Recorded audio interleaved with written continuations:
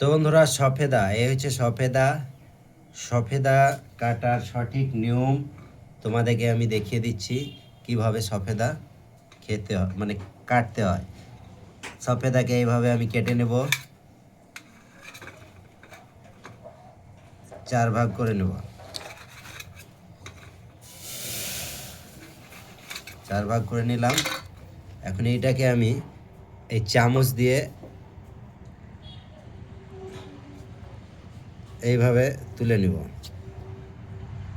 এইভাবে তুলে নিতে হবে বন্ধুরা।